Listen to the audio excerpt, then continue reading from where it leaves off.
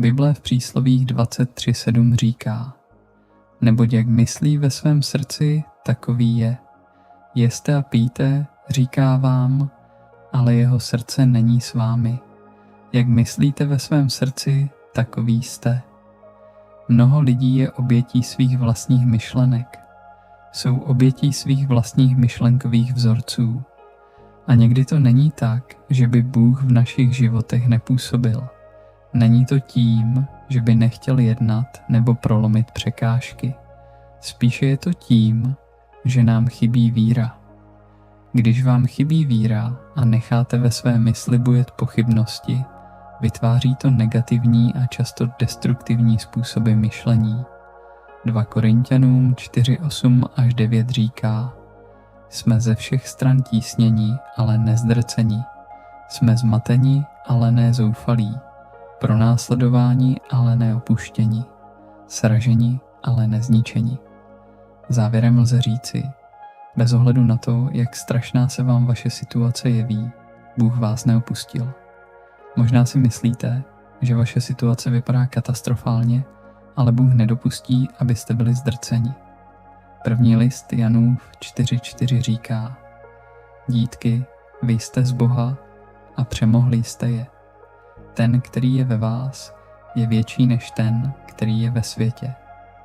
Když přijmete Ježíše Krista jako svého Pána a Spasitele, vstoupí vírou do vašeho srdce.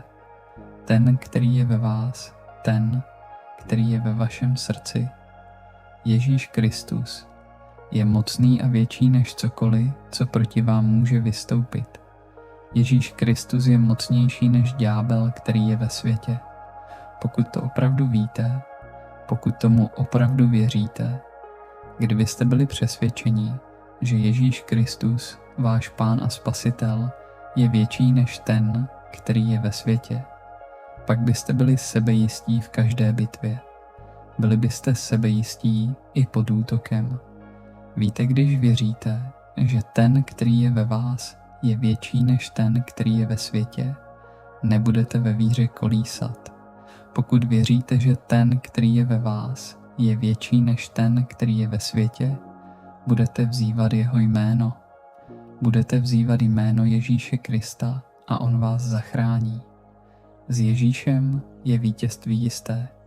Ďábel může útočit, může proti vám intrikovat, ale jediné, co nemůže udělat, je vzít vám naději, kterou máte v Ježíši Kristu. Nikdy vám nemůže vzít víru, kterou máte v Pána. Dokud zůstanete pevní a silní ve víře, zjistíte, že všechno skutečně spolupůsobí k dobrému těm, kteří milují Boha. Matouš 21:21 říká: Ježíš jim odpověděl: Ujišťuji vás a vážně vám říkám, že pokud budete mít víru, osobní důvěru a jistotu ve mne, a nebudete pochybovat ani se nenecháte rozptýlit dvěma směry, nejenže uděláte to, co se stalo s fíkovníkem, ale i když řeknete této hoře: zvedni se a vrhni se do moře, stane se to, pokud to Bůh bude chtít. Pokud máte víru v Ježíše, pokud mu důvěřujete, pokud v něj máte jistotu, pak vás nepřítel nikdy nezlomí. Nepřítel vás nikdy nepřivede k zoufalství. Bible neobsahuje žádný záznam o tom, že by někdo vložil svou víru v Boha a nakonec byl zklamán. Možná nevíme jak, co a kdy, ale víme, že s Ježíšem Kristem je vítězství jisté. Víra znamená věřit, že Bůh splní a vykoná své slovo ve chvíli, kdy to budete potřebovat. Mít víru znamená důvěřovat všemohoucímu Bohu a věřit, že vám pomůže za všech okolností. Víra se v obtížných situacích stává jasnější, čistší a silnější. To však není důvod k obavám, protože nepotřebujete víru velikosti Noémovy archy. Ve svém učení o víře Ježíš vyžaduje, abychom měli víru velikosti hořčičného semínka. V Matoušovi 17:20 Bible říká: Řekl jim: kvůli vaší malé víře. Amen, pravím vám, budete-li mít víru jako zrnko hořčice, řeknete této hoře: přesuň se odtud tam, a ona se přesune a nic pro vás nebude nemožné. Pokud máte pocit, že vaše víra je nedostatečná, pamatujte si tyto 2 věci. Jediným požadavkem je mít víru velikosti hořčičného semínka a ve všech situacích se upínat k Ježíši Kristu. Přijmout Ježíše Krista jako svého Pána a Spasitele vyžaduje víru. Každý z nás má tedy od počátku určitou míru víry. Růst nebo posilování víry je však osobní odpovědností. Římanům 10:17 říká: víra tedy přichází ze slyšení a slyšení ze slova Božího. Potravou, která živí víru, je Boží slovo. Ať už tedy procházíte čímkoliv, Boží slovo posílí vaši víru, bez ohledu na to, jak hluboké jsou vody nebo jak velký je obr. V 1. Janově 5:5 se píše: kdo je ten, kdo vítězí a přemáhá svět? Ten, kdo věří a uznává, že Ježíš je Syn Boží. Nechte se tedy povzbudit slovem Páně a mějte víru v toho, kdo mluví a vítr ho poslouchá. Mějte víru v toho, kdo mluví a tvoří. Mějte víru v toho, jehož dech má věčný život. Mějte víru v toho, kdo zlomil moc smrti. Mějte víru v Ježíše. Drahý Pane, ve svém slově v Izajášovi 41:10 říkáš: neboj se, neboť já jsem s tebou. Neboj se, neboť já jsem tvůj Bůh, posílím tě. Ano, pomohu ti, podpořím tě svou spravedlivou pravicí. Dal si mi tak krásnou a utěšující jistotu v době, kdy mě napadají pochybnosti a duch strachu od nepřítele. Pomoz mi mít víru v tvé slovo, které mi připomíná, že jsi se mnou a že máš vše pod kontrolou. Tvé slovo mě uklidňuje a vede, zejména v momentech, kdy je moje víra zkoušena. Za to jsem vděčný. Dnes se před tebou skláním, svěřuji ti své srdce a pokorně prosím, abys mě obklopil svou přítomností. Pane, vkládám svou naději v tebe, protože jsi mi ve svém slově slíbil, že mě posílíš a pomůžeš mi. Podpoříš mě svou spravedlivou pravicí. Otče, hledám posílení víry, které mě podpoří na mé životní cestě. Uznávám tě, Pane Ježíši, jako svého osobního spasitele. Uznávám, že jsi cesta, pravda a život. Vím, že jsi Bůh. Vím, že jsi všemocný. Vím, že máš vše pod kontrolou.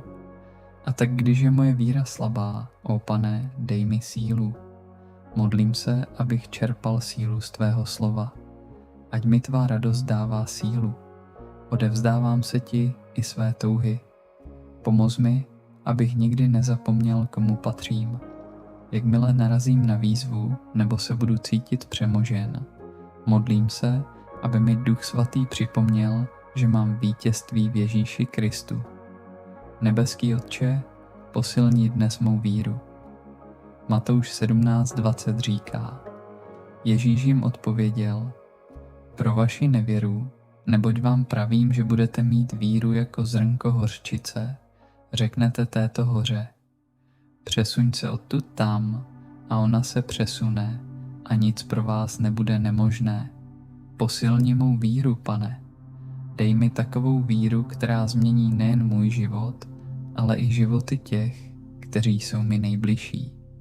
Když čelím horám života různých tvarů a velikostí, věřím v zaslíbení tvého slova. Modlím se, abych měl takovou víru, která může hory přenášet. Hory pochybností v mém životě nebo hory hříšných generačních cyklů, cokoliv, co mi brání. Pane, buduj mou víru.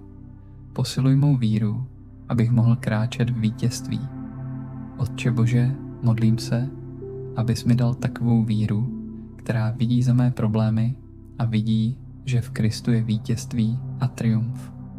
Modlím se, aby moje realita byla tvým slovem. Pomoz mi kráčet vírou a ne zrakem. Když Job přišel o všechno, mohl v Jobovi 13:15 říci: I kdyby mě zabil, budu v něj věřit.